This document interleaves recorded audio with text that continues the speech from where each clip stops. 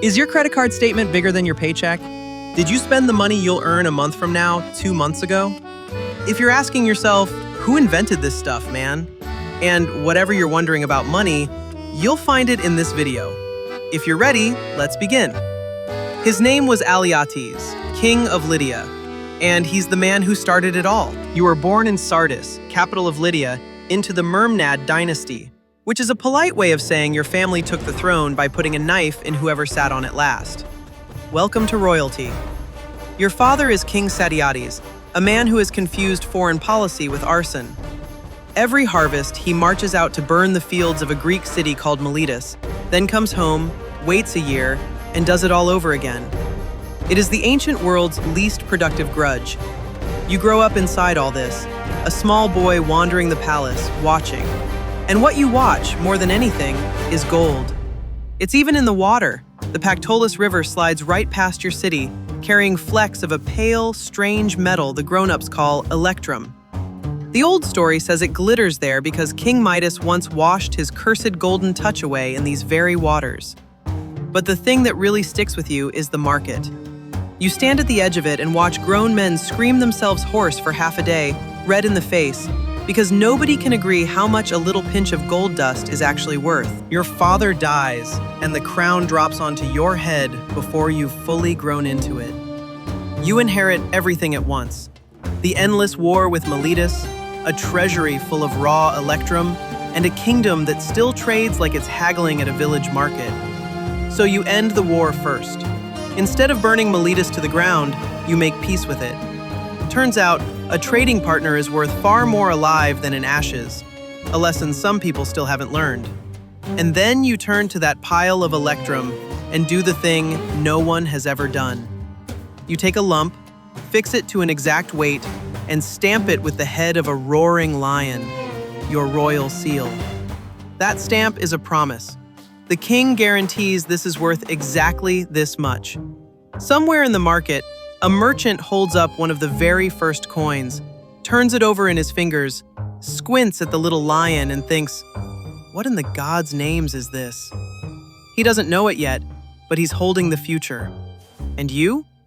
You've just built the foundation of every economy that will ever exist. Now you rule at the height of your power, and Lydia becomes the richest kingdom the Greek world has ever seen. Your coins spread everywhere. Merchants who once dragged scales and weights from town to town now just carry a pouch of your lions, and they love it.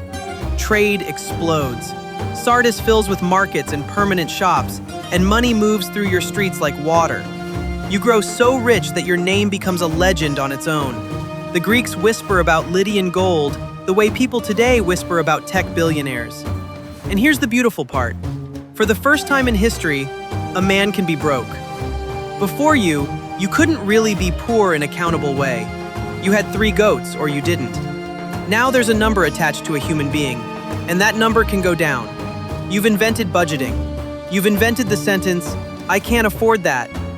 Somewhere in your market, a Lydian husband is quietly sweating as his wife asks him where last week's 40 coins went, and he genuinely has no idea. That very conversation is about to echo through every household on Earth for the next 26 centuries, unbroken. You didn't just invent money. You invented being terrible with it. But you're just getting started. Before you, the math was simple. A man with a goat was rich, a man without one was poor, and that was the whole spectrum. Your invention adds a thrilling new option below poor, because now a number can drop past 0. Now a man with nothing can be handed more nothing on the promise that he'll owe you back even harder later, and somehow feel lucky about it. You've created a world where you can run out of money and keep spending anyway. The poor can now become poorer than poor, with a signature and a smile. Congratulations. You didn't just invent wealth. You invented the loan, the debt, and the very special magic of going broke in a direction that used to be impossible. But here's the thing about inventing money. You also invented the love of money. Every good idea casts a shadow, and yours is enormous.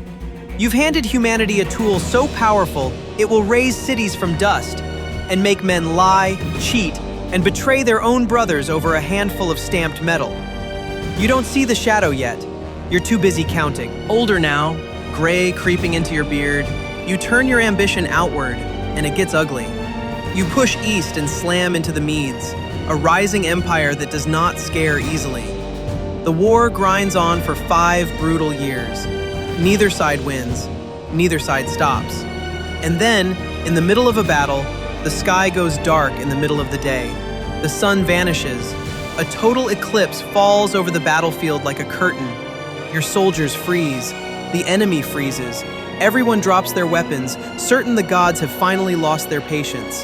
And just like that, the war ends.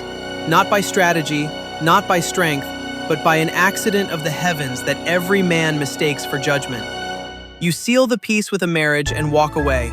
The richest man alive, humbled by a shadow you couldn't buy, couldn't fight, and couldn't understand. Slowly, quietly, you're learning that money can't purchase everything, but you don't let it show. You are an old man now, white-haired, the longest reigning king your dynasty has ever known. 57 years on the throne. You've outlived enemies, wars, and the darkness of the sky itself. And when you finally die in Sardis, they don't just bury you, they build you a mountain.